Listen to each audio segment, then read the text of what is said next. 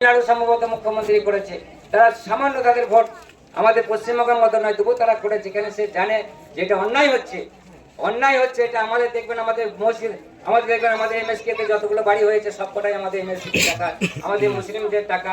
মৌলানা সাহেবের, মুয়াজ্জিন সাহেবের যে ভাতা দেওয়া হয় সেটা আমাদের ওয়াকফ বোর্ডের টাকা। আমরা দেখবেন কর্মস্থান ঘিরছে সেটাও আমাদের ওয়াকফ বোর্ডের টাকা।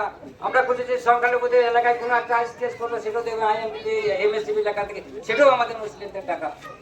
এই মুসলিমরা ছাড়া করে 1200 বছর রাজত্ব করেছে। কাউরির ঐতিহ্য, কাদের ধর্ম, কাউরির একটা মন্দির নষ্ট করে নাই।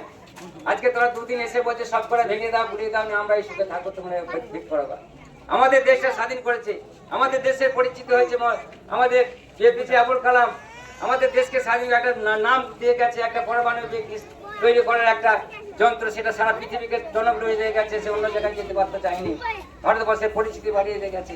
সে যখন রাষ্ট্রপতি ভবন থেকে বেরোয় শুধু খালি হাতে, অ্যাকাউন্ট নেই, 100 টাকা না কত ছিল। সেই মানুষগুলিকে বলছে তারা ভাবতে পারে আমি কবরে জিয়ারত করবেন, আমার ক্ষমতা নেই, কোথায় আমার বাবার কবর নেই, মহিলার দাঁড়িয়ে আছে, ওরা অনেক কিছু ছিল। আমি কাল থেকে বকে বকে যাচ্ছি কাল একটা সমাবেশের জন্য। যাক, আমি একটা কথা বলছি, আমাদের এই আন্দোলন চলবে, দল নির্বিশেষে চলবে, আমরা সামনে থাকবো, পেছনে আপনারা থাকবেন, এই বলে আমার ছোট্ট বক্তব্য শেষ করলাম। একটি বিশেষ ঘোষণা আমরা খুব গর্বের সঙ্গে বলছি, আমাদের মানবিক মুখ্য